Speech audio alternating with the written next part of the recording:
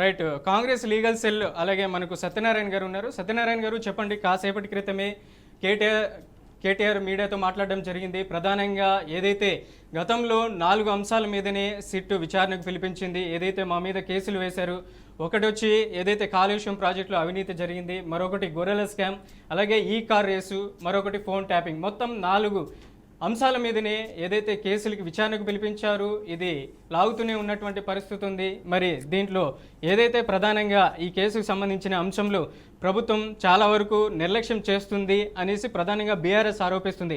దీంట్లో వాస్తవాలు లేవు, ఆరోపణలు లేవు, కావాలని ఇది పక్కదోవ పట్టించే విధంగా ఉందనేసి కూడా కేటీఆర్ చెప్పుకొస్తున్నారు. ఏంటి ఏం చెప్తారు? మొదటిగా బీఆర్కే న్యూస్ వారికి, అదేవిధంగా ప్యానెల్లో ఉన్న మాజీ ఎమ్మెల్యే శంకర్ నాయక్ అన్న గారికి, అదేవిధంగా రాముల్ గారికి అందరికీ నమస్కారం అండి.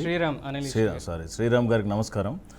వాస్తవానికి ఫోన్ ట్యాపింగ్ కేసు ఏదైతే ఉందో నిజానికి ప్రజల్లో ఒక గందరగోళాన్ని సృష్టించే ప్రయత్నం నేడు బీఆర్ఎస్ ప్రభుత్వం చేస్తూ ఉంది, బీఆర్ఎస్ పార్టీ చేస్తూ ఉంది.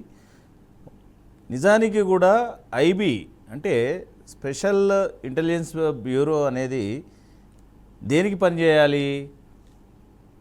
ఏదైనా దేశ భద్రతకు ఇబ్బందిగా ఉన్నప్పుడు కానీ, అదేవిధంగా మరి ప్రజలకు అంటే శాంతి భద్రతల విషయంలో కానీ, లేదా ఇంటెలిజెన్స్ అనేది ఆ కోణంలో పనిచేయాలి. అది ఎవరి అండర్లో పనిచేస్తుంది? ముఖ్యమంత్రి గారు, లేదంటే మరి హోంశాఖ మంత్రి వారికి జవాబుదారీగా పనిచేస్తూ ఉంటుంది.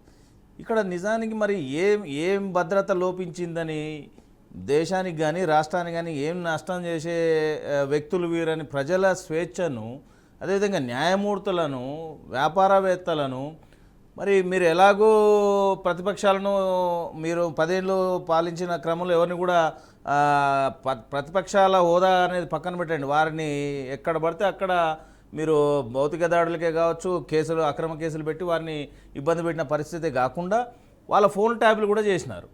సో నేననేది ఏంటంటే ప్రతిపక్షాలను బతకనియకపోతుంది, ఫోన్ ట్యాపింగ్ చేస్తుంది, వ్యాపారవేత్తలను, సినీ రంగం పరిశ్రమకు చెందిన వాళ్ళని కానీ మరి సామాన్య ప్రజలను కూడా వదిలిన పరిస్థితి లేదు.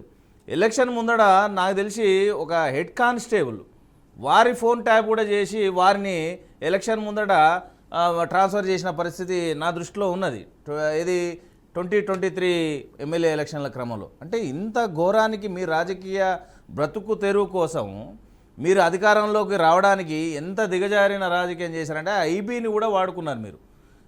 అకార్డింగ్ టు మరి మనకు ఒక చట్టాలు ఉన్నాయి, ఆ చట్టాల ప్రకారం ఏంది, మీరు ఐబీ అనేది దేనికి పనిచేయాలనేది ఒక భాగం అయితే దేనికి పనిచేయద్దు అనేది కూడా ఒక భాగం ఉంది.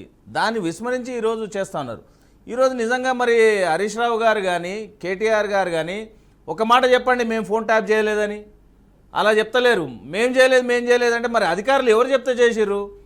వారి డ్యూటీని పక్కదారి పట్టించి వారి మీద ప్రెజర్ చేసి ఈరోజు ప్రభాకర్ రావు గారు ఎందుకు విదేశాలకు వెళ్ళిపోయినారు, వారిని తేవడానికి ఎంత ఇబ్బంది అయింది, వారిని రావడంలో భాగంగానే కాసేపటి క్రితమే కేటీఆర్ కూడా ప్రెస్ మీట్ పెట్టడం జరిగింది. ప్రధానంగా 2 ఏళ్ల నుంచి ఈ కేసుని సాగదీస్తున్నారు. ఫోన్ ట్యాపింగ్ సంబంధించినటువంటి అంశం ఏదైతే ఉందో ప్రభాకర్ రావుని పిలిపించారు, ఆయన కూడా విచారించారు. తాజాగా హరీష్ రావుకి నోటీసులు ఇచ్చారు, విచారించారు. మరొక వైపు రేపు ఉదయం 11 గంటలకి జూబ్లీహిల్స్ స్టేషన్లో విచారణకు కూడా సిట్ నోటీసులు కేటీఆర్ కూడా అందజేసింది.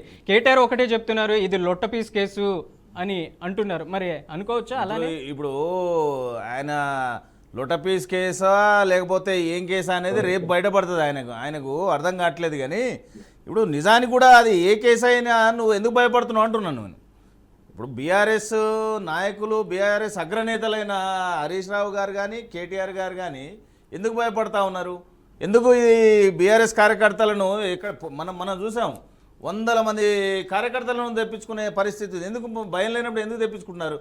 ముఖ్యంగా నేను చెప్పదలుచుకుంది ఏంటంటే ఇక్కడ మేము అనడం కాదండి, కాంగ్రెస్ అనడం కాదు, సొంతము హరీష్ రావు గారి మరదలు, అదేవిధంగా కేటీఆర్ గారి చెల్లెలు, సొంత చెల్లెలు, వారే చెప్తా ఉన్నారు, నా భర్త ఫోన్ ట్యాప్ చేసినారు, ఒక ఆడబిడ్డ భర్త ఫోన్ ట్యాప్ చేసిన సిగ్గులేదని అంటాను. దానికి ఏం సమాధానం చెప్తారు అంటున్నా నేను.